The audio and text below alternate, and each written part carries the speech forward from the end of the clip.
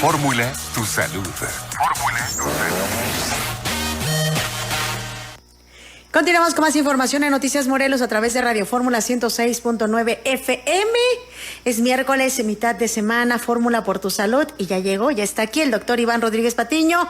Muy buenas tardes, doctor, ¿cómo está? Hola, ¿qué tal, Tere? Muy buenas tardes y muchos saludos a tus radioescuchas y también felicitar a todos los hombres en el Día Internacional del Hombre.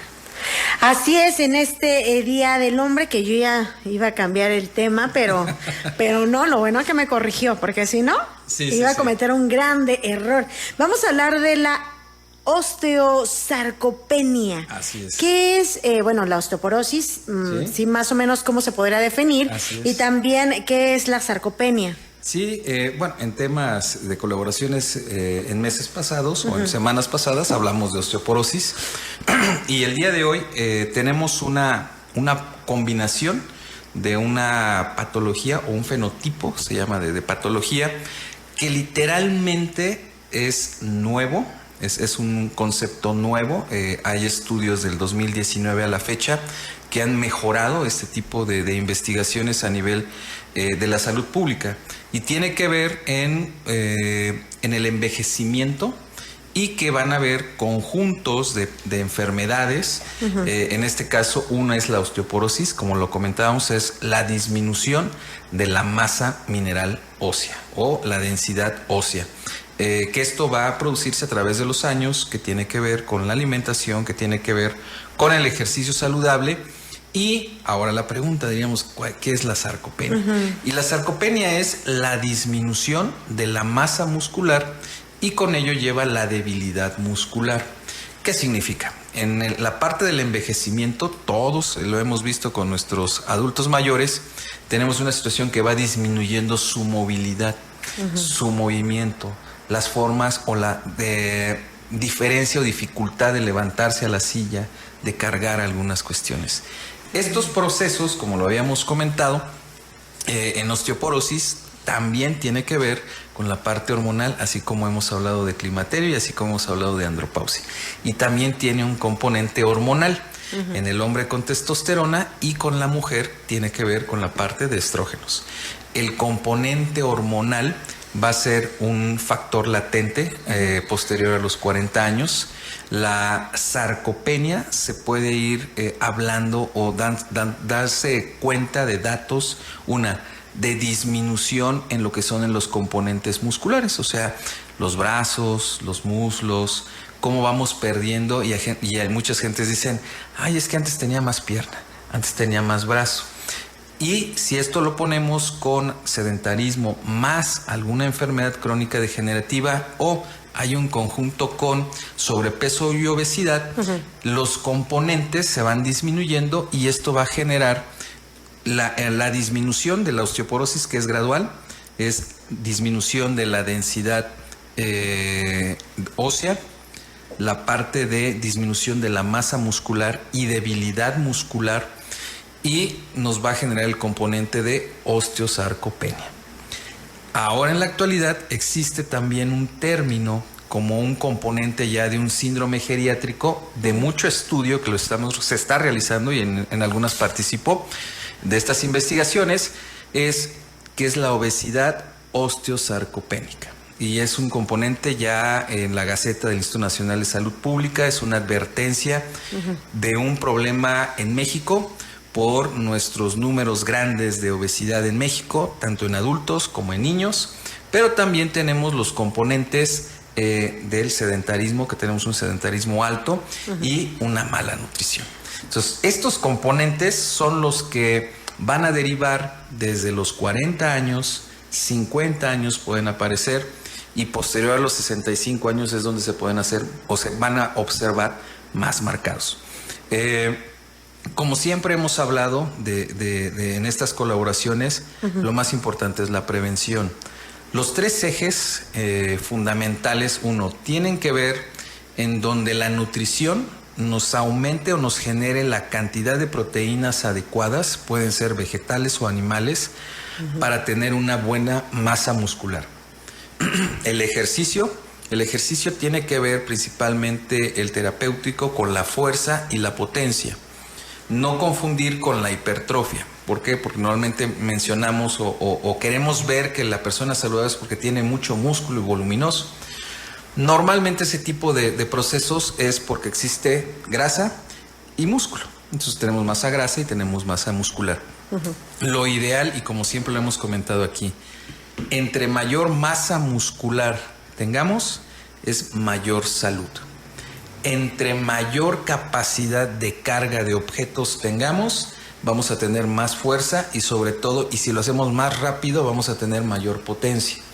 Estos tres componentes que acabo de mencionar, entre el aumento de proteínas, entre tener la capacidad de mover un objeto y la velocidad en lo que cargamos ese objeto, es literalmente hacer ejercicio de potencia y poder llegar a la salud.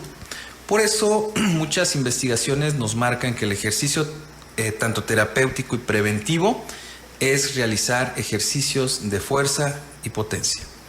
De ahí tiene que estar sumado a una nutrición de una buena calidad. ¿De qué? De proteínas, tanto vegetales como animales. Y ahora en este síndrome geriátrico, para prevenirlo desde los 30 años, 40, 50 años, estar a tiempo para poder desarrollarlo, tener una buena alimentación en lo que es calcio y vitamina D y omega 3. Por eso el crecimiento o la recomendación de la suplementación de unos 10 años a la fecha, tenemos, ¿qué es la recomendación? Calcio, vitamina D, omega 3 y muchos más. Este tipo de suplementos, ¿no? Los suplementos. Tanto que los podemos consumir con los alimentos como también, por supuesto. Claro. Sí, la recomendación sería tenerlos en nuestros alimentos diariamente, tener la capacidad de una alimentación balanceada, de tenerla bien distribuida y que estas vitaminas, estos componentes, estos minerales sean suficientes en la alimentación. Cuando por alguna causa o por alguna situación necesitamos suplementarlos, entonces sí, tener un complemento o un suplemento en estos productos, que no se vuelva una necesidad, hablando en salud. Si hablamos ya específicamente en situaciones deportivas, en otro tipo de aspectos, obviamente es todo esto y más de lo que hemos hablado. Eso es importante, ¿no? Tener pues este complemento, pero completamente balanceado.